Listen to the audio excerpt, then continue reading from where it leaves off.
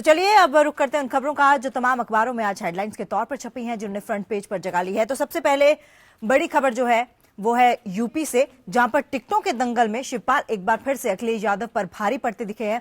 और शिवपाल यादव ने एक सूची जारी की है जो टिकट्स की, जिसमें अखिलेश यादव के करीबी जो है वो नदारद दिखे हैं। हम आपको बता दें कि सपा के 325 उम्मीदवारों की लिस्ट जारी की गई है। 3 मंत्रियों और 47 विधायकों के टिकट कटे हैं। सीएम के करीबी मंत्री राम गोविंद गोप व पवन को टिकट नहीं मिला है।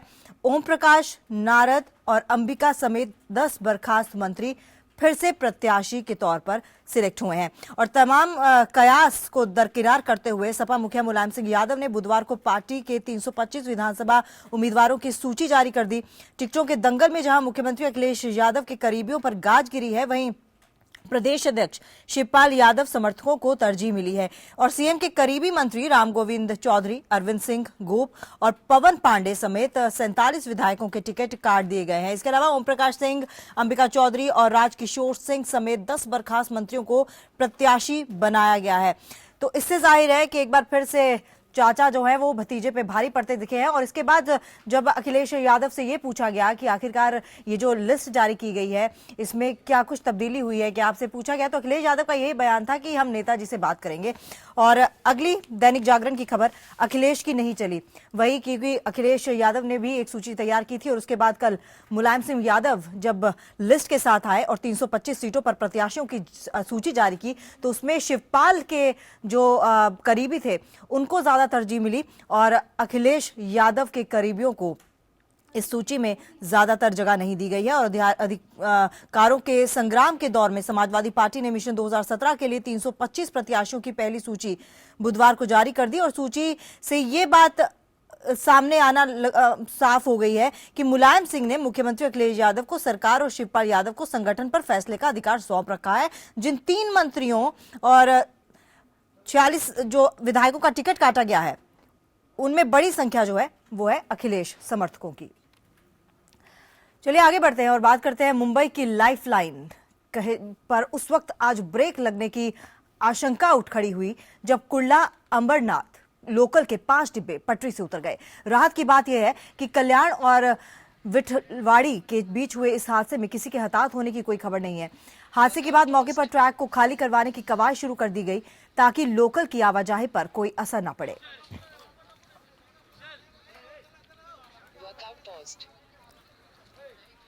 तो हादसा होते होते बचाव और हादसे में हालांकि किसी का कोई हताहत होने की कोई खबर नहीं है। हम आपको बता दें कि 5 डिब्बे इस लोकल ट्रेन के जो है वो पटरी से उतर गए। मुंबई के लाइफलाइन पर आज ब्रेक लगने की आशंका खड़ी होते होते बच गई क्योंकि कुर्ला अंबरनाथ लोकल के 5 डिब्बे पटरी से उतर गए। और राहत की बात यह है कि कल्याण और विठलवाड़ी के बीच इस हादसे में किसी के हताहत होने की कोई खास खबर नहीं है। हादसे के बाद मौके पर ट्रैक को खाली करवाने की कवायद भी शुरू कर दी गई है ताकि जल्द से जल्द ट्रेनों की आवाजाही जो है वो शुरू कर दी जाए। दिवाकर हमारे साथ लाइव जुड़ चुके हैं इस वक्त, हमारे संवाददाता। दिवाकर, आपसे जानना चाहेंगे फिलहाल राहत और बचाव कार्य किस तरह से चल रहा है और कहां तक पहुंचा है?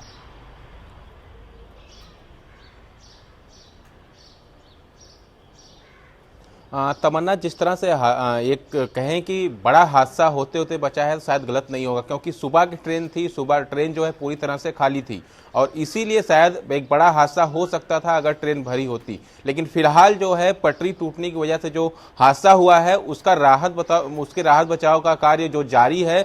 और साथ ही साथ क्योंकि 1 घंटे ट्रेन लेट चल रही है, जो सेंट्रल लाइन पर ट्रेनें चलती हैं, चाहे वो कल्याण डोंबिवली का हो या फिर कसारा जाने वाली ट्रेन हो, करजत जाने वाली ट्रेन हो, 1-1 घंटे ट्रेन है। और लोग कल्याण डोंबिवली कसारा से लोग मुंबई के लिए नौकरी करने के लिए आते हैं। तो कहीं ना कहीं सेंट्रल रेलवे पूरी कोशिश में लगा हुआ है कि लोगों को समस्या ना हो, लेकिन एहतियात के तौर पर जो कल्याण डोंबिवली महानगर पालिका है उसके द्वारा बसें चला दी गई हैं मुंबई से कल्याण डोंबिवली नगर के बीच, ताकि लोगों को जो दिक्कत ना हो, क्योंकि ट्रेन की आवाजाही पर काफ़ी असर पड़ा है। जो अप और डाउन जो लाइन है वो जो है काफ़ी अफेक्टेड हुई है। ट्रेनें 1 से 1.5 घंटे लगातार लेट चल रही हैं अभी जी। और दिवाकर, आपसे जानना चाहेंगे फिलहाल जो ट्रेनों की आवाजाही है उस पर किसी तरह का कोई असर ना पड़े, ऐसे में क्या अंदाजा लगाया जा सकता है कि कितनी देर में सुचारू तौर पर यह आवाजाही शुरू हो जाएगी?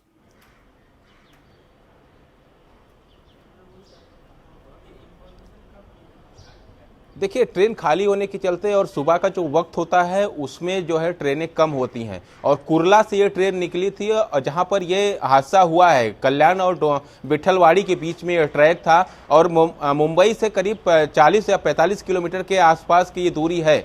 तो कहीं ना कहीं रेलवे के लिए एक अच्छी बात यह है कि उनको रिस्टोर करने में, जो सर्विस है वो रिस्टोर होने में टाइम नहीं लगेगा, और रेलवे के अधिकारियों की माने तो 1 से 1.5 घंटे में सारी स्थिति नॉर्मल हो जाएगी। लेकिन 1 से 1.5 घंटे में अभी 8 बजा है, और 8 बजे के बाद 1 से 1.5 घंटे का मतलब है लोग कल्याण डोंबिवली से मुंबई निकलने के लिए 7 बजे 6 बजे निकलते हैं घर से। तो कहीं ना कहीं रेलवे को ये इस बात की जानकारी है, लेकिन सवाल यही है कि पटरी टूटी हुई थी। आखिर पटरी टूटी हुई थी, रखरखाव में रेलवे की लापरवाही इतनी बड़ी सामने कैसे आई है?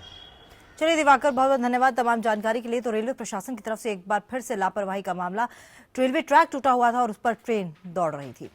बढ़ते हैं आगे। टिकट बंटवारे पर सारी अटकलों पर विराम लगाते हुए सपा प्रमुख मुलायम सिंह यादव ने 325 उम्मीदवारों की सूची जारी कर दी। उम्मीदवारों की घोषणा के बाद फिर से खेमाबंदी शुरू हो गई। मुलायम सिंह ने साफ कहा है कि टिकट उसे दिया गया है जो जीत सकता है। उन्होंने कहा कि चुनाव के बाद ही मुख्यमंत्री तय होगा। इस लिस्ट में अखिलेश के कुछ करीबी मंत्रियों और समर्थकों के नाम नहीं होने से खलबली मच गई है। वहीं शिवपाल समर्थकों में खुशी है। टिकट बंटवारे के बाद मुख्यमंत्री अखिलेश यादव के खेमे में सरगर्मी है। अखिलेश समर्थक नेता लगातार मिलने के लिए पहुंच रहे हैं। इन सबके बीच बड़ी कार्रवाई करते हुए मुख्यमंत्री अखिलेश यादव ने मुलायम सिंह के करीबी माने जाने वाले 2 दर्जा प्राप्त मंत्रियों पर गाज गिराई है। अखिलेश यादव ने आवास विकास परिषद की उपाध्यक्ष सुरभि शुक्ला को बर्खास्त कर दिया। सुरभि के पति संदीप शुक्ला को भी बर्खास्त किया गया है। संदीप शुक्ला निर्माण निगम के सलाहकार थे। संदीप शुक्ला को सुल्तानपुर से विधानसभा का टिकट मिला है। दोनों मुलायम के करीबी हैं। सीएम अखिलेश यादव ने गुरुवार को सुबह 11 बजे सभी मंत्रियों और विधायकों की बैठक बुलाई है, जिसमें अखिलेश समर्थक नेता और मंत्री शामिल होंगे। अब देखना होगा कि परिवारवार पर कब तक विराम लगेगा।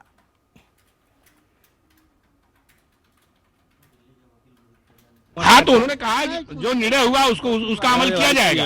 अगर उनकी इच्छा होगी कुछ बदलेंगे, नहीं बदलेंगे तो हम लोग फील्ड में जा रहे हैं, काम करेंगे, जिसको मिलेगा उसको जिताएंगे। हमको तो जिताना है, सीट किसी हालत में लेके आना है और मुख्यमंत्री बनाना है। अगली बार हमको लेके जाना है इनको केंद्र सरकार के लिए, पूरी तैयारी है हम लोगों की। और सपा में टिकटों के लिए शिवपाल यादव और अखिलेश यादव के बीच मचे घमासान के बीच पार्टी सुप्रीमो मुलायम सिंह यादव ने आगामी यूपी विधानसभा चुनावों के लिए 325 उम्मीदवारों की सूची जारी की है। उन्होंने प्रेस कॉन्फ्रेंस में कहा कि बाकी 78 उम्मीदवार की सूची जो है वो विचाराधीन है और उसके बाद जारी की जाएगी। मुलायम सिंह ने साफ किया है कि चुनावों के बाद ही मुख्यमंत्री का नाम तय होगा। इस लिस्ट में अखिलेश के कुछ करीबी मंत्रियों के नाम नहीं है। पार्टी के यूपी अध्यक्ष शिवपाल सिंह यादव जसवंत नगर से चुनाव लड़ेंगे, जबकि मुख्यमंत्री अखिलेश के नाम इस सूची में शामिल नहीं है। दागी मंत्री गायत्री प्रजापति को टिकट मिला है, जबकि ओम प्रकाश सिंह और शादाब फातिमा, जिनको अखिलेश ने मंत्रिमंडल से बर्खास्त किया था, उनके भी नाम इस सूची में शामिल हैं। विधानसभा चुनाव के पहले समाजवादी पार्टी में चल रही रार के बीच अब सारी कमान पार्टी के मुखिया मुलायम सिंह यादव ने संभाल ली है। लखनऊ में आज मुलायम सिंह यादव ने समाजवादी पार्टी के 325 प्रत्याशियों की सूची जारी की। इसमें मुख्यमंत्री अखिलेश यादव का नाम नहीं है। कई मंत्रियों और विधायकों के भी टिकट कट गए हैं, जिसमें बलिया से कैबिनेट मंत्री राम गोविंद चौधरी, बाराबंकी से अरविंद सिंह गोप और कमाल अख्तर शामिल हैं। ये सभी अखिलेश यादव के करीबी माने जाते हैं। सुल्तानपुर से विधायक अरुण वर्मा और विधायक इंदल रावत समेत 53 समाजवादी पार्टी विधायकों के टिकट कटे हैं। फैजाबाद के दर्जा प्राप्त मंत्री पवन पांडे का भी टिकट कट गया है। गौरतलब है कि पवन पांडे को समाजवादी पार्टी प्रदेश अध्यक्ष शिवपाल सिंह यादव ने पार्टी से निष्कासित कर दिया था और अखिलेश से उनको मंत्रिमंडल से हटाने का आग्रह किया था, लेकिन इसके बावजूद अखिलेश ने उनको मंत्रिमंडल से नहीं हटाया। चुनाव में 2017 के लिए समाजवादी पार्टी द्वारा 3 से 25 आज कुल 3 से 25 विधानसभा सीटों पर उम्मीदवार घोषित किए जा रहे हैं, जिसमें 1 से 78 सीटें 176 सीटें वो हैं जहां पर वर्तमान में समाजवादी पार्टी के विधायक हैं। जिन उम्मीदवारों को टिकट दिया गया है उसमें शिवपाल का प्रभुत्व ज्यादा नजर आता है। इस लिस्ट में शिवपाल के चहेतों की भरमार है। ओम प्रकाश सिंह और शादाब फातिमा, जिनको अखिलेश ने मंत्रिमंडल से बर्खास्त किया था, दोनों को टिकट मिला है। अरविंद सिंह गोप की जगह बेनी प्रसाद वर्मा के बेटे राकेश वर्मा को बाराबंकी से टिकट मिला है। वो पिछली बार विधानसभा चुनाव हार गए थे। आजम खान के बेटे अब्दुल्ला आजम रामपुर के स्वार से चुनाव लड़ेंगे, जबकि लखनऊ कैंट से मुलायम की बहू अपर्णा यादव चुनाव लड़ेंगी। गठबंधन की जो बात चल रही थी वो पूरी तरह से खत्म हो गई है। समाजवादी पार्टी कोई अलायंस नहीं करेगी, ये ऑफिशियल हो गया।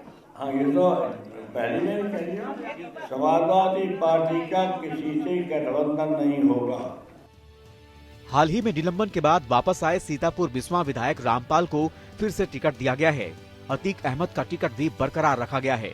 मुख्यमंत्री अखिलेश यादव के बारे में बोलते हुए समाजवादी पार्टी सुप्रीमो ने कहा कि वह जहां से भी चाहेंगे वहां से चुनाव लड़ेंगे। चुनाव में मुख्यमंत्री के चेहरे के सवाल पर उन्होंने कहा कि समाजवादी पार्टी से ज्यादा लोकतांत्रिक पार्टी कोई और नहीं है, इसलिए समाजवादी पार्टी में चुनाव से पहले मुख्यमंत्री तय नहीं होता। हमारे यहाँ कभी नहीं किया जाता और पार्टियों में किया जाता है, सुबह धाराशाही हो जाते हैं। हमारी पार्टी में पहले कोई नहीं किया जाता है और जब विधानमंडल दल की बैठक होती है तब तय हो जाता है। पहले भी हमने नहीं किया, हमने कभी नहीं किया। मुलायम सिंह ने कहा कि अब कोई टिकट बदला नहीं जाएगा, बहुत सोच समझकर टिकट दिया गया है। इसके साथ ही मुलायम ने कहा कि उन्होंने जीतने वाले उम्मीदवार घोषित किए हैं। हाल के दिनों में सूबे के मुख्यमंत्री अखिलेश यादव और मुलायम सिंह यादव के भाई शिवपाल यादव के बीच सीटों के बंटवारे को लेकर खींचतान साफ दिखाई दी। अखिलेश ने अपने पसंदीदा उम्मीदवारों की लिस्ट मुलायम को सौंपी थी, जिस पर शिवपाल ने नाराजगी जताई थी। इस पर पार्टी सुप्रीमो ने कहा कि सबने अपने अपने हिसाब से लिस्ट भेजी है, जितना संभव हो सका है उन्होंने एडजस्ट करने की कोशिश की है, लेकिन फाइनल सूची उनके पसंद की है। अनामिका सिंह के साथ ब्यूरो रिपोर्ट, EPN लखनऊ। और वहीं सपा की ओर से जारी 325 प्रत्याशियों की लिस्ट में 176 सीटों पर समाजवादी पार्टी का कब्जा है। बाकी की 149 सीटें ऐसी हैं जहां सपा प्रत्याशी नहीं जीते थे। इस बीच टिकट मिलने वाले उम्मीदवारों ने मुलायम सिंह के प्रति आभार जताया। टिकट को लेकर समाजवादी पार्टी में चल रहे विवाद के बीच सपा सुप्रीमो मुलायम सिंह यादव ने आज 325 टिकटों का ऐलान कर दिया है। जाहिर तौर पर सूची देखकर लगता है कि शिवपाल यादव का टिकट वितरण पर पाला भारी पड़ा है। हमारे साथ बातचीत करने के लिए मौजूद है ओम प्रकाश जी। सर, टिकट की अगर लिस्ट देखें हम तो सारे जो मौजूदा विधायक उनको टिकट दिया गया है, कुछ के नाम काटे भी गए। पहले रिएक्शन क्या होगा आपका? देखिए, अब आपकी चश्मा से देखिए, हम नहीं जानते हैं, लेकिन हम लोग अपनी चश्मा से देखते हैं कि नेताजी ने टिकट वितरण किया और नेताजी सर्वमान्य नेता है। नेताजी के सानिध्य में हम लोगों ने काम करने का, जो जान जोखिम में डालकर पार्टी को खड़ा करने का और पार्टी के लिए किसी भी हद तक जाकर अपनी कुर्बानी देकर हम लोगों ने काम किया है। तो नेताजी के टिकट वितरण पर कोई सवाल ही नहीं, but do that this that. ये तो नेताजी हो, नेताजी ने सबको लेकर चलने काम किया। कुछ सीटें छोड़ दी गई, ऐसा क्यों? आज क्या कुछ उसमें बात नहीं बन पाई है? नहीं, बात नहीं बनने की बात नहीं है। देखिए, नेताजी एक चीज़ पर डिस्कशन करके करते हैं, तो जब डिस्कशन करके किए हैं तो कुछ चीज़ों को उन्होंने पेंडिंग किया है कि वो 2-4 दिन में वो भी तय कर देंगे। तो इसलिए ऐसे हमने देखा है कि बहुत बैठकों का दौर चल रहा था नेताजी में, शिवपाल जी में। क्या अब विवाद जो चल रहा था वो खत्म हो जाएगा क्योंकि टिकट तो बढ़ गया?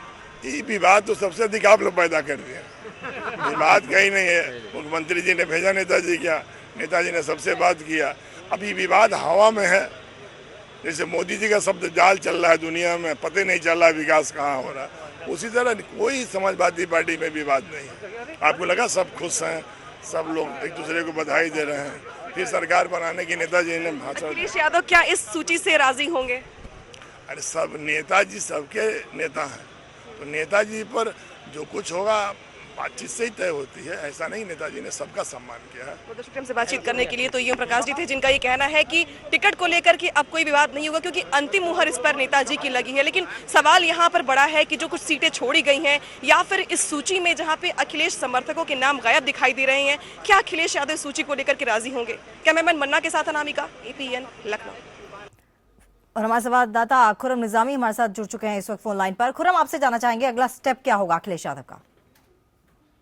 देखिए, आगे क्या होता है ये कहना बहुत मुश्किल है, क्योंकि जिस तरह एक्शन रिएक्शन और एक्शन का दौर चल रहा है वो देखने वाली बात। उसके बाद सब कुछ अनएक्सपेक्टेड हो जाता है। कल जो सूची आई उसमें कई भी नाम थे जिनका कई ज्यादा विरोध करते थे, हालांकि उनके नाम सूची में थे, लेकिन जिस तरीके से शादाब फातिमा और जिन मंत्रियों को टिकट उनको काटा, जिन मंत्रियों को बर्खास्त किया उनको वापस लिया गया, वो साफ बताता कि अंदर खाने में चल जा रहा है। उसके बाद आज 11 बजे बैठक बुलाई है, दो धड़ा साफ तौर पर दिख रहा है, एक मुलायम कैंप दिख रहा है, शिवपाल कैंप दिख रहा है और अब एक अखिलेश कैंप भी दिखेगा। आज आपको एकदम साफ तौर पे आज अखिलेश यादव ने 11 बजे तमाम विधायकों की बैठक बुलाई और देखना ये होगा कि वहाँ क्या होता है। जब मुझसे पूछा गया मुलायम सिंह यादव से कि आपको क्या कहना है, क्योंकि इसमें अखिलेश यादव का जिक्र नहीं है, इस पूरी लिस्ट में जबकि बात भी कही जा रही थी कि अखिलेश यादव विधानसभा का चुनाव लड़ सकते हैं, तो उन्होंने कहा अखिलेश यहाँ से चाहे वहां से चुनाव लड़ ले, वो किसी भी सीट पे चुनाव लड़ सकते हैं। ये भी एक बड़ी बात कही जा सकती है, लेकिन उसका इंतजार करना पड़ेगा। अब इंतजार इस बात का है, आज 11 जो बैठक लाई है अखिलेश यादव ने, और देखना ये होगा कि उस बैठक में होता क्या है। तो कर ले चौधरी, राम गोविंद चौधरी का वहां पर उनके घर के आगे लोगों को रोक लिया गया था काफिले को, उसके बाद वहां वो गए थे कि राम गोविंद चौधरी का नाम, राम गोविंद चौधरी को टिकट नहीं दिया गया था। देखना ये है कि आज क्या कहते हैं अखिलेश यादव, अपने उन विधायकों के साथ वो बैठक करेंगे। साथ में ये भी देखने वाली बात होगी कि जो 78 लिस्ट है जिस पर आज तमाम प्रयास लग रहे हैं कि कहा यह गया कि अब इस पर सोच के कहा जाएगा, आखिर इसके पीछे असल वजह क्या है ये भी देखना पड़ेगा, लेकिन इसके लिए इंतजार करना पड़ेगा। जी, और खुरम जब ये लिस्ट जारी हुई उसके बाद जब अखिलेश यादव से पूछा गया, इस लिस्ट के बारे में पूछा गया, तो उन्होंने इस तरह से कहा कि मैं नेताजी से बात करूंगा। साफ नजर आता है कि अखिलेश यादव कहीं ना कहीं मजबूर हैं और चार दीवारी के अंदर जो खटपट चल रही है वो भी बरकरार है।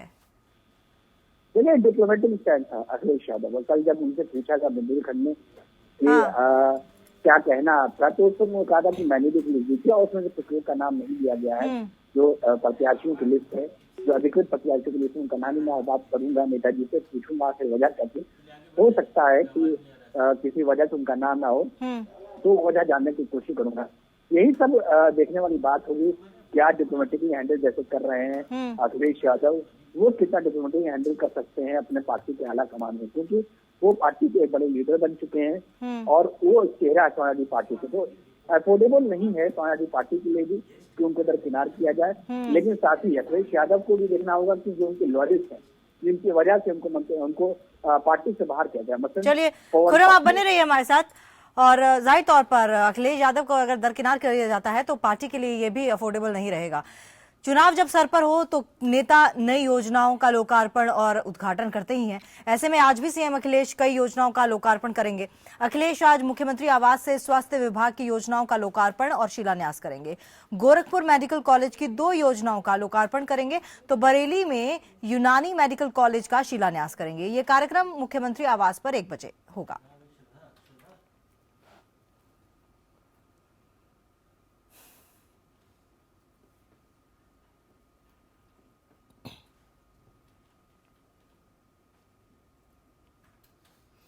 रुक करते हैं हमारे संवाददाता खुरम निजामी का। खुरम, क्या कार्यक्रम रहेगा आज अखिलेश यादव का? लोकार्पण और उद्घाटन के दौर से गुजर रहे हैं, वो ये बात साबित करना चाहते हैं कि विकास उनका प्राथमिक है, एजेंडा उनका विकास है, तो उसको लेकर के भी आज अखिलेश यादव की तमाम चीजें हैं। लेकिन सबकी नजरें इस पर होंगी कि जब वो वहां पर स्पीच देंगे, अपना संबोधन करेंगे, तो उस संबोधन में वो क्या बोलते हैं। जो गौर करने वाली ये भी बात होगी क्योंकि वहां पर आज कौन कौन लोग मौजूद होते हैं, क्या वो चेहरे वहाँ मौजूद होते हैं जिन चेहरों का नाम पार्टी की अधिकृत प्रत्याशियों की लिस्ट में नहीं था। क्या ये देखने वाली बात होगी कि अखिलेश यादव किस तरीके से अपनी नाराजगी जाहिर करते हैं। 11 बजे आज बैठक है, उसके बाद ये दौर चलेगा, तो सब देखने वाली बात होगी कि किस तरीके से ये सब आगे बढ़ता है। क्योंकि जो घमासान चल रहा है, दंगल पार्टी चल रहा है, वो समाजवादी पार्टी के मुकद्दर के लिए अच्छी बात इसलिए नहीं कही जा सकती है क्योंकि अब धड़े दिखने लगे हैं। अखिलेश कैंप दिखने लगा है, शिवपाल कैंप दिखने लगा है, और अगर कैंप में पार्टी बढ़ जाती है तो जाहिर सी बात है नुकसान सिर्फ और सिर्फ पार्टी को होगा और कहीं ना कहीं दोनों नेताओं को होगा, क्योंकि दोनों नेताओं का वजूद अपने आप से ही है लेकिन पार्टी से ही है। और इन दोनों नेताओं को अगर ये समझ से बाहर होगा कि वो अपनी वजह से, उनकी वजह से पार्टी है, तो जाहिर सी बात है दिक्कत वाली बात होगी। लेकिन यहाँ मुलायम सिंह यादव का रोल बेहद अहम हो जाता है कि किस तरीके से बैलेंसिंग एक्ट कर पाते हैं अखिलेश और शिवपाल के बीच में, क्योंकि मुलायम सिंह यादव आखिरी ऐसे शख्स होते हैं जो मोहर लगाते हैं जिसके बाद कोई विवाद नहीं होता।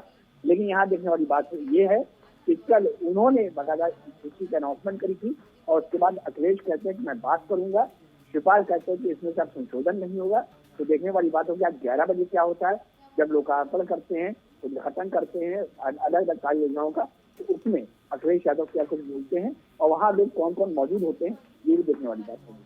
चलिए खुर्रम, बहुत बहुत धन्यवाद तमाम जानकारी के लिए। तो आज भी कई लोकार्पण और शिलान्यास अखिलेश यादव की तरफ से होंगे।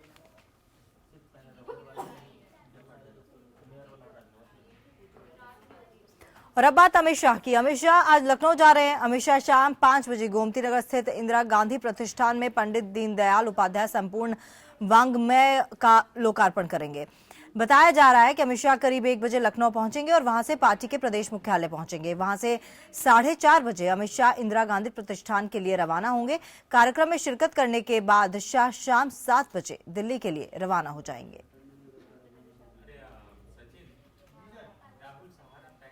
और आगामी विधानसभा चुनाव में जीत हासिल करने के लिए राजनीतिक पार्टियां कोई कसर नहीं छोड़ना चाहती हैं, जिसके लिए सभी दल चुनाव से पहले विभिन्न वर्गों को जोड़ने के लिए सम्मेलन और सभाएं आयोजित कर रहे हैं।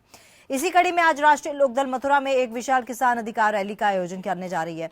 कई सालों से खेती में नुकसान उठाते आ रहे प्रदेश के किसानों को उनके कर्जे से मुक्ति दिलाने की मांग को लेकर राष्ट्रीय लोकदल आज मथुरा में एक विशाल किसान अधिकार रैली का आयोजन करने जा रही है। इस रैली की अध्यक्षता आरएलडी के अध्यक्ष चौधरी अजीत सिंह करेंगे। वहीं इस रैली में जनता दल यूनाइटेड नेता शरद यादव और पूर्व सांसद जयंत चौधरी विशिष्ट अतिथि होंगे। और नोटबंदी का आज 51वां दिन है, लेकिन नकदी का संकट जस का तस बना हुआ है। सरकार और आरबीआई राहत के लिए तमाम कदम उठा रहे हैं, लेकिन ये जनता को राहत दे पाने में नाकाफी साबित हो रहा है। पीएम की मांगे 50 दिनों की मोहलत में अब सिर्फ चंद घंटे बाकी हैं, लिहाजा लोगों की नजर सरकार की ओर है। लोग ये जानना चाहते हैं कि आखिर पीएम और उनकी सरकार ऐसा कौन सा कदम उठाएगी कि जनता को फौरी तौर पर राहत मिल पाएगी। सरकार पर विपक्ष का वार भी जारी है। तमाम विपक्षी दल पीएम की मांगे 50 दिनों के खत्म होने का इंतजार कर रहे हैं। उनके पास नोटबंदी से जुड़े सवालों के लिए लंबी फेहरिस्त है।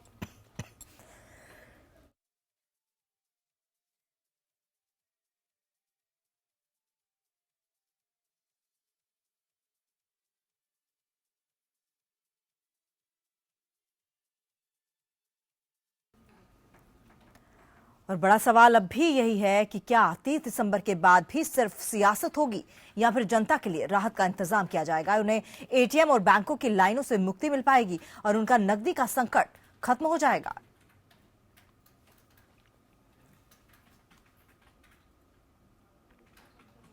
और 500 और 1000 रुपए के पुराने नोटों पर केंद्र सरकार और भारतीय रिजर्व बैंक की धारक के प्रति देयता को खत्म करने वाले अध्यादेश को केंद्रीय मंत्रिमंडल ने मंजूरी दे दी है। इस अध्यादेश को मंजूरी मिलने के बाद अब तय तारीख 31 मार्च 2017 के बाद 500 और 1000 के 10 नोट से ज्यादा पाए गए तो उस पर 50,000 रुपए तक का जुर्माने का साथ सजा का प्रावधान है। सरकार के अध्यादेश के मुताबिक जिसके पास 500 या 1000 के पुराने नोट 10 से ज्यादा की संख्या में होंगे उस पर मुकदमा कायम किया जा सकेगा। इसे अब अपराध माना जाएगा। अध्यादेश के अनुसार नियम का उल्लंघन करने पर 50,000 रुपए का आर्थिक दंड या जब्त राशि का 5 गुना जो भी ज्यादा होगा जुर्माने के तौर पर देना होगा। नगरीय मजिस्ट्रेट इस कानून से जुड़े उल्लंघन के मामलों की सुनवाई करेगा। इस अध्यादेश में आरबीआई के निदेशकों की सिफारिशें भी शामिल हैं। 30 दिसंबर के बाद पुराने नोट सीधे तौर पर भारतीय रिजर्व बैंक में जमा होंगे। रियायत की सीमा बाद में तय की जाएगी। राष्ट्रपति के हस्ताक्षर के बाद यह अध्यादेश कानून बन जाएगा। इस अध्यादेश को लाने के पीछे नोटबंदी के फैसले को वैधता प्रदान करना है। The government had no option because this law, unless the law is changed, the demonetization is not legal. Ideally, the government should have brought this law in the parliament during the winter session, and the law should have been changed. But the government has chosen this backdoor ordinance method. 1978 में जब तत्कालीन प्रधानमंत्री मोरारजी देसाई की सरकार ने नोटबंदी लागू की थी तो इसी तरह के अध्यादेश के जरिए की गई थी। दरअसल प्रत्येक नोट पर रिजर्व बैंक का धारक को दिए गए वचन की बाध्यता से सरकार को यह अध्यादेश मुक्त करता है। इसका अर्थ यह हुआ कि अब 500 और 1000 रुपए के पुराने नोट कानूनी तौर पर रद्द माने जाएंगे। हालांकि 30 दिसंबर के बाद पुराने नोट आरबीआई के पास जमा करवाए जा सकते हैं। खबरों के अनुसार पुराने नोटों को 31 मार्च तक रिजर्व बैंक में जमा करवाने की छूट कुछ विशेष शर्तों के साथ दी जा सकती है। इसमें उन लोगों को छूट मिल सकती है जो विदेशों में रहते हैं या फिर दुर्गम जगहों पर तैनात सेना या अर्धसैनिक बलों के लोग हैं। Bureau report, APN. और नोटबंदी के 50वें दिन कांग्रेस उपाध्यक्ष राहुल गांधी ने कार्यकर्ताओं से कहा कि वो नोटबंदी के नुकसानों को जनता के बीच लेकर जाए। राहुल गांधी पार्टी के 132वें स्थापना दिवस पर कार्यकर्ताओं को संबोधित कर रहे थे। इस मौके पर राहुल ने पीएम पर निशाना साधते हुए कहा कि पीएम कहते हैं कि 8 नवंबर को उन्होंने कालाधन और भ्रष्टाचार के खिलाफ यज्ञ किया, लेकिन हकीकत यह है कि ये यज्ञ सिर्फ 50 परिवारों के लिए किया जा रहा है। राहुल गांधी ने पीएम मोदी से 7 सवाल पूछे और उनके सामने 7 मांगे भी रखी। नोटबंदी के खिलाफ कांग्रेस का हल्ला बोल जारी है। कांग्रेस के 132वें स्थापना दिवस के मौके पर उपाध्यक्ष राहुल गांधी ने नोट बैन से लोगों को हो रही दिक्कतों का मुद्दा उठाया। राहुल गांधी ने कहा कि नोटबंदी का ये यज्ञ महज देश के 50 अमीर परिवारों को फायदा पहुंचाने के लिए किया गया है। जैसे मैंने कहा है, 50 परिवारों के लिए प्राइम मिनिस्टर ने ये यज्ञ किया है।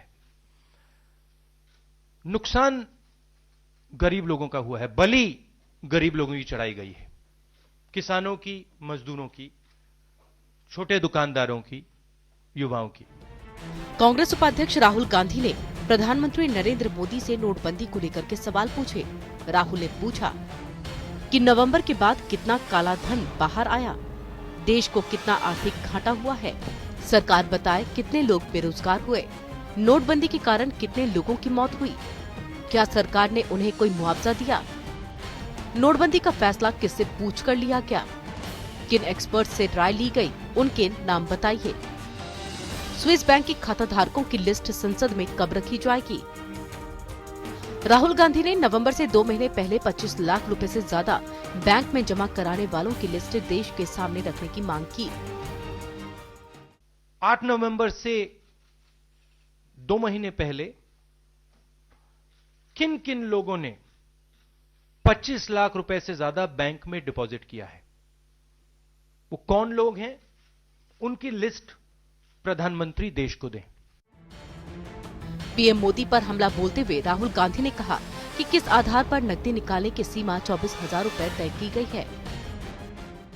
जो पैसा नरेंद्र मोदी जी ने बैंक्स में डलवाया है, वो हिंदुस्तान के लोगों का पैसा है, वो हिंदुस्तान की सरकार का पैसा नहीं है, बैंक्स का पैसा नहीं है।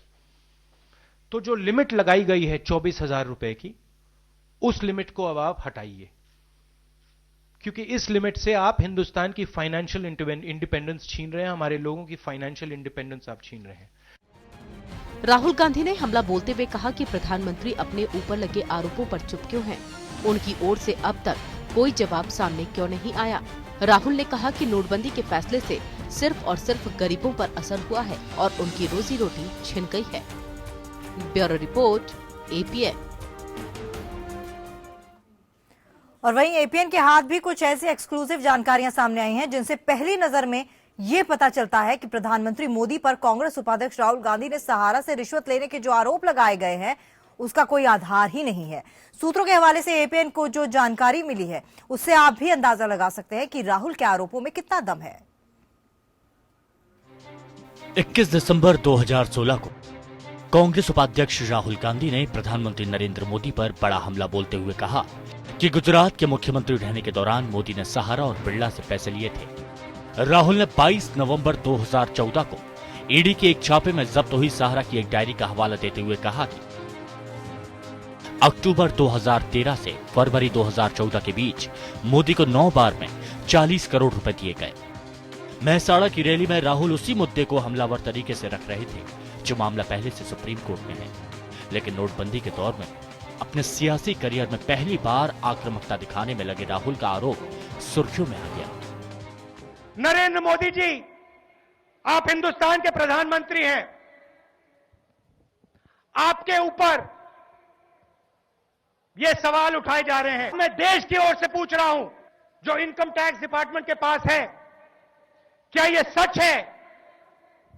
और अगर ये सच है तो इस पे इंक्वायरी कब होगी? राहुल ने आरोप लगाया कि सहारा कंपनी ने नरेंद्र मोदी को पहली बार 30 अक्टूबर 2013 को 2.5 करोड़ रुपए दिए। इसके बाद 12 नवंबर 2013 को 5 करोड़ 1 लाख, 27 नवंबर को 2.5 करोड़, 29 नवंबर को 5 करोड़, 6 दिसंबर को 5 करोड़, 19 दिसंबर 2013 को 5 करोड़, 13 जनवरी 2014 को 5 करोड़, 28 जनवरी 2014 को 5 करोड़ और 22 फरवरी 2014 को भी 5 करोड़ रुपए दिए गए। राहुल के आरोपों की एपीएन ने पड़ताल शुरू की तो सूत्रों के हवाले से उसके हाथ आई कई अहम जानकारियां लगी हैं। सबसे अहम जानकारी ये है कि सहारा की जिस डायरी का हवाला राहुल दे रहे हैं उसमें मोदी के नाम की एंट्री डायरी जब्त होने की तारीख 22 नवंबर 2014 से ठीक हफ्ते भर पहले की है। ये जानकारी सामने आई है डायरी पर CFSL की रिपोर्ट से। दूसरी अहम जानकारी ये है कि डायरी में जिस दिन मोदी को पैसे दिए जाने की बात है उस दिन मोदी विदेश दौरे पर थे। इतना ही नहीं, डायरी में इसका भी कोई जिक्र नहीं है कि पैसा किसे दिया गया और कहां दिया गया। यहां तक कि मामले में बयान देने के लिए अदालत में पेश हुआ सहारा कर्मचारी भी ये नहीं बता पाया कि पैसा किसे दिया गया और कहां दिया गया। यानी एपीएन की पड़ताल से आए अब तक के नतीजों से ये साफ जाहिर हो रहा है कि पहली नजर में मोदी पर लगाए गए राहुल के आरोपों में दम नहीं है, वो फर्जी नजर आ रही है। सहारा पर ईडी की कार्रवाई 2012 की है। तब केंद्र में कांग्रेस की अगुवाई वाली यूपीए सरकार थी। सवाल यह है कि तब से लेकर अगले 2 सालों तक मनमोहन सरकार ने मामले में क्या किया जब वो सत्ता में थी। बीजेपी ने राहुल गांधी और कांग्रेस को कटघरे में खड़ा किया है। 1,86,000 करोड़ का घोटाला कोयले का घोटाला था। उसका जो मोटा माल था राहुल गांधी जी, वो कहां है? वो उसमें कितना कमीशन कांग्रेस का था? वो मोटा माल किसने खाया? 72,000 करोड़ का कॉमनवेल्थ का घोटाला था, उसमें मोटा माल किसने खाया? VIP चौपर घोटाला, आपकी ननिहाल इटली में जो घोटाला किया, और जो घोटाले में जिन लोगों ने रिश्वत दी इटली में, उनको सजा हो गई। और आपकी सरकार थी, आपके नाक के नीचे कौन लोग थे जो घोटाला कर रहे थे, और उसमें जो मोटा माल आया वो किसने खाया? प्रधानमंत्री नरेंद्र मोदी पर राहुल गांधी ने तब आरोप लगाए जब नोटबंदी को लेकर विपक्ष केंद्र सरकार पर हमले में जुटी है। कहीं सिर्फ सियासी माइलेज लेने के चक्कर में राहुल हमला बोलने की जल्दी तो नहीं कर गए। सवाल यह है कि पीएम पर तमाम आरोप अगर कानूनी रूप से निराधार साबित होते हैं तो राहुल को लेने के देने तो नहीं पड़ जाएंगे। ब्यूरो रिपोर्ट के साथ सचिन भाटिया, एपीएन, दिल्ली। और प्रधानमंत्री जन कल्याण योजना के तहत पैसे जमा करने की आखिरी तारीख 31 मार्च 2017 है। सरकार ने स्कीम की शुरुआत 17 दिसंबर 2016 से की और लोगों को अपना कालाधन घोषित करने का एक और मौका दिया। इस नई योजना के तहत व्यक्ति अपना डिक्लेरेशन इलेक्ट्रॉनिक या पेपर फॉर्म में कर सकता है। सरकार ने इनकम टैक्स एक्ट में एक नया सेक्शन लाया है जिसके अनुसार वो टैक्स और पेनल्टी के रेट्स में बढ़ोतरी लॉस कर सकते हैं। Tax, surcharge and penalty in all aggregating to 49.9% has got to be deposited in the bank. Thereafter, you have to deposit 25% of the amount in Pradhan Mantri Garib Kalyan Yojana Rules 2016. This deposit is without interest and for 4 years. और वहीं Bharatiya Janata party की तरफ से चंडीगढ़ में आज से विजय संकल्प यात्रा का आगाज किया जा रहा है। ये यात्रा हुसैनी वाला से शुरू होकर फिरोजपुर, फाजिलका, अबोहर, राजपुरा होते हुए जालंधर, लुधियाना, अमृतसर, होशियारपुर भी जाएगी। ये रथ यात्रा 8 दिन तक जारी रहेगी और बीजेपी के सभी 23 निर्वाचन क्षेत्रों से होते हुए 8 जनवरी को अमृतसर में समाप्त होगी। इस यात्रा में जो सबसे खास बात है कि प्रदेश अध्यक्ष विजय सांपला के लिए बुलेट प्रूफ रथ बनाया गया है। बीजेपी की विजय संकल्प यात्रा के लिए पार्टी ने पूरी तरह से हाईटेक रथ तैयार किया है और इस रथ में लिफ्ट लगी हुई है जिसके माध्यम से रथ के अंदर से बीजेपी नेता जनता को संबोधन करने के लिए रथ की छत पर पहुंच जाएंगे। इसके अलावा रथ में डिजिटल व्यवस्था की गई है जिसमें कंप्यूटर, लैपटॉप, प्रिंटर और अन्य सभी प्रकार की व्यवस्था रखी गई है।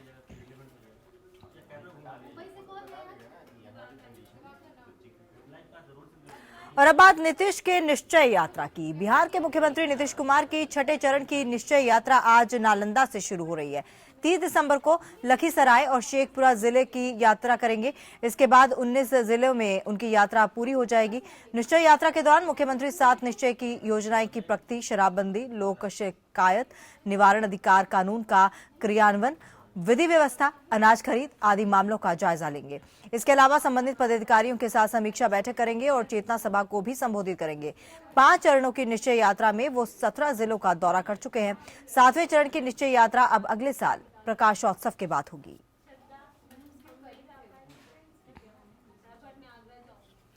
नजीब जंग का इस्तीफा मंजूर होने के बाद राष्ट्रपति ने दिल्ली के नए उपराज्यपाल के लिए अनिल बैजल के नाम पर मुहर लगा दी है। अनिल बैजल पूर्व गृह सचिव हैं। अनिल बैजल के नाम के ऐलान के बाद विदेश मंत्री ने सुषमा स्वराज ने उन्हें बधाई देते हुए ट्वीट किया। सुषमा स्वराज ने लिखा है कि मैं दिल्ली के लेफ्टिनेंट गवर्नर के तौर पर अनिल बैजल का स्वागत करती हूँ। 1969 बैच के IAS रहे बैजल 2006 में शहरी विकास मंत्रालय के सचिव पद में रिटायर हुए थे। बैजल विवेकानंद इंटरनेशनल फाउंडेशन की कार्यकारिणी समिति के सदस्य रह चुके हैं। इस संस्था से पहले भी कई सदस्यों को सीनियर पदों पर लाया जा चुका है। राष्ट्रीय सुरक्षा सलाहकार बनने से पहले अजीत डोभाल भी विवेकानंद इंटरनेशनल फाउंडेशन के सदस्य रह चुके हैं। इससे पहले बैजल का नाम तब सुर्खियों में आया था जब उन्हें जम्मू कश्मीर के राज्यपाल बनाने की बात चली थी। बैजल अटल बिहारी वाजपेयी सरकार के दौरान केंद्रीय गृह सचिव पद की जिम्मेदारी भी संभाल चुके हैं। अनिल बैजल दिल्ली विकास प्राधिकरण के उप सचिव पद पर अपनी सेवा दे चुके हैं। साथ ही वो एयर इंडिया को CMD और प्रसार भारती के CEO पद पर भी रह चुके हैं। देहरादून में 27 दिसंबर को प्रधानमंत्री मोदी के जनसभा को संबोधित करने के दौरान आपदा राहत में हुए घोटाले पर दिए बयान के बाद बीजेपी और कांग्रेस एक बार फिर आमने सामने आ गई है। अब कहीं ना कहीं इस मामले में सियासत गर्म होती जा रही है। पीएम के दौरे के बाद सूबे के नेता एक दूसरे पर आरोप प्रत्यारोप करने में लगे हुए हैं।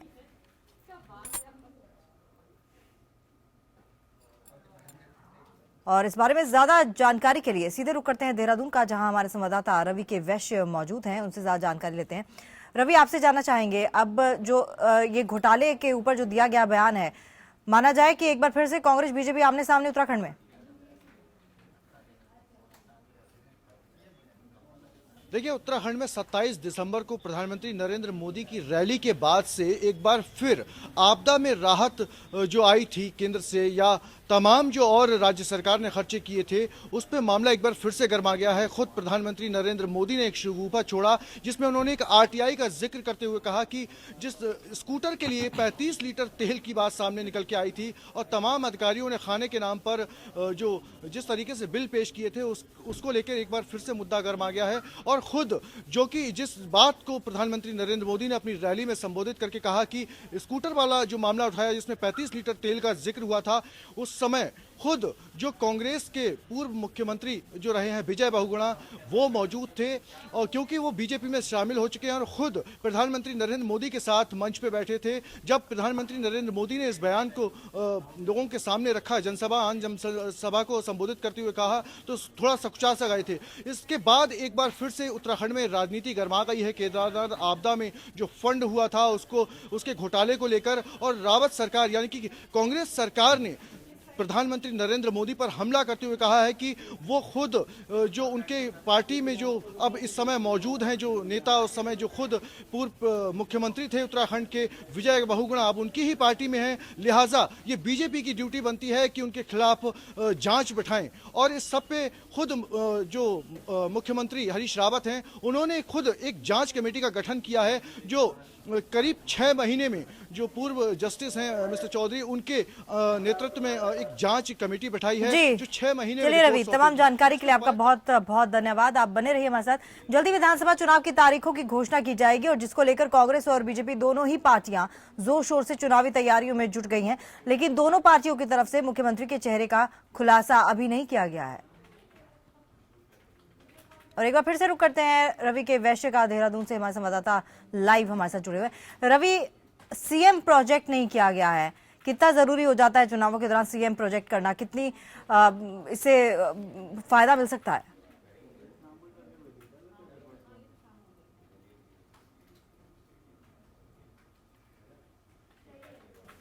देखिए, जिस तरीके से मुख्य निर्वाचन आयोग लगातार एक के बाद एक मीटिंग कर रहा है, उससे कभी भी चुनाव की जो तारीख है घोषित हो सकती है। उत्तराखंड में चुनाव की तारीख घोषित हो सकती है, आचार संहिता लग सकती है। वहीं जो कांग्रेस है और बीजेपी है, दोनों ने अभी अपने पत्ते नहीं खोले हैं। कांग्रेस शायद बीजेपी का इंतजार कर रही है और बीजेपी कांग्रेस का इंतजार कर रही है। किसी ने भी मुख्यमंत्री पद के दावेदारी के लिए अपना चेहरा घोषित नहीं किया है। बीजेपी से जब हमने बीजेपी के प्रदेश अध्यक्ष जो हैं अजय भट्ट से जब हमने बात की तो उनका साफ तौर पर कहना था कि जिस तरीके से राजनीतिक समीकरण बनेंगे उसी तरह से बीजेपी अपने सारे पत्ते सामने लाएगी। यानी कहीं ना कहीं स्पष्ट है कि अगर कांग्रेस जिस तरीके से उम्मीदवार चाहे वो उम्मीदवार यानी टिकटें को बंटवारे को लेके जो लिस्ट निकलेगी उसको लेके और जो मुख्यमंत्री पद का चेहरा होगा अगर वो घोषणा करती है उसके बाद ही बीजेपी तय करेगी कि किस चेहरे को सामने लाना है। लेकिन जिस तरीके से प्रधानमंत्री मोदी की रैली हुई और जिस तरीके तमाम जानकारी के लिए आपका बहुत बहुत धन्यवाद। और रुक करते हैं झारखंड का, जहां पर झारखंड सरकार के 2 वर्ष पूरे होने के बाद सत्ता पक्ष और विपक्ष के बीच जमकर आरोप प्रत्यारोप का दौर चल रहा है। सत्ता पक्ष जहां रघुवर सरकार को राज्य की अब तक की सबसे सफल और जनहित के लिए काम करने वाली सरकार बता रही है, तो वहीं विपक्ष इस सरकार को सैर सपाटे और रंगीन समारोह वाली सरकार करार दिया है। सत्ता पक्ष 2 वर्ष के कार्यकाल की रिपोर्ट कार्ड तैयार कर जनता के बीच लाने की तैयारी कर रही है, तो वहीं विपक्ष सरकार की विफलता से जुड़े कार्ड को छाप जनता के बीच बांटने की तैयारी कर रहा है। और हमारे साथ झारखंड की खबरों के साथ हमारे साथ जुड़ चुके हैं रफी सामी जी। रफी, आपसे जानना चाहेंगे झारखंड की तमाम अहम खबरें। जी, अगर झारखंड की खबरों की बात करें तो इन दिनों झारखंड में जिस तरह से रघुवर सरकार के 2 वर्ष पूरे हुए हैं, रघुवर सरकार के 2 वर्ष पूरे होने पर सरकार और विपक्ष में आरोप प्रत्यारोप का दौर जोरों शोर से चल रहा है। लगातार सरकार जहां अपने 2 वर्ष के कार्यकाल की उपलब्धि बताने में और गिनाने में लगी हुई है, वहीं विपक्ष लगातार सरकार के 2 वर्ष के कार्यकाल को पूरी तरह से विफल बता रहा है और लगातार आरोप लगाते हुए विपक्ष का कहना है कि महज रघुवर सरकार केवल सैर सपाटे और रंगीन समारोह वाली सरकार रही है। इस सरकार ने अब तक राज्य में पिछले 2 वर्षों में कोई भी ऐसा कदम नहीं उठाया है जिससे जनता का हित हो सके। लगातार सरकार जो है वो केवल देश विदेश का दौरा करके और लोगों को, यहाँ की जनता को गुमराह करने के लिए यह कह करके बात टालती चली आ रही है कि झारखंड में निवेश को बढ़ावा देने के लिए बाहर विदेश के राज्य के दूसरे राज्यों के निवेशकों को आमंत्रित किया जा रहा है ताकि राज्य में निवेश लग सके, निवेश हो सके और राज्य का विकास हो सके। ये आरोप है विपक्ष का। वहीं अगर हम सरकार की बात करें तो सरकार लगातार यह दावा कर रही है कि झारखंड निर्माण के बाद से अब तक जितनी भी सरकारें बनी हैं उन सरकारों में सबसे सफल और सबसे ज्यादा जनता के हित को लेकर के, जनता के हित की योजना बनाने वाली और अमली जामा पहनाने वाली रघुवर सरकार है। रघुवर सरकार लगातार अपने कार्यकाल की उपलब्धि गिना रही है, जनता के बीच जा रही है। रघुवर सरकार रिपोर्ट कार्ड जनता के आपका बहुत बहुत धन्यवाद झारखंड की अहम खबरों से रूबरू कराने के लिए। और बात करते हैं दिल्ली एनसीआर की, जहां साल के आखिरी दिनों में मौसम का मिजाज एक बार फिर से बदलता नजर आ रहा है। यहां कुछ दिनों से गायब कोहरा फिर से लौट आया है। दिल्ली के साथ साथ एनसीआर सफेद चादर में लिपटा नजर आ रहा है। सर्द हवाएं भी चल रही हैं, जिसकी वजह से ठंड कम होने की शिकायत करने वाले भी अब ठिठुरते नजर आ रहे हैं। मौसम विभाग की माने तो आने वाले दिन कोहरे का आतंक और बढ़ाएंगे और ठंड भी तेज पड़ेगी। तो एक बार फिर से कोहरे की चादर में लिपटा दिल्ली एनसीआर दिख रहा है और दिसंबर का आखिरी हफ्ता और उसमें एक बार फिर से ठंड ने दस्तक दे दी है। और ये तस्वीरें आप देख रहे हैं दिल्ली एयरपोर्ट की, जहां पर फ्लाइट्स पर असर पड़ा है। कुछ फ्लाइट्स लेट हो गई हैं, कुछ फ्लाइट्स को रद्द कर दिया गया है। और हमारे संवाददाता किरण हमारे साथ जुड़ चुकी हैं दिल्ली से लाइव इस वक्त।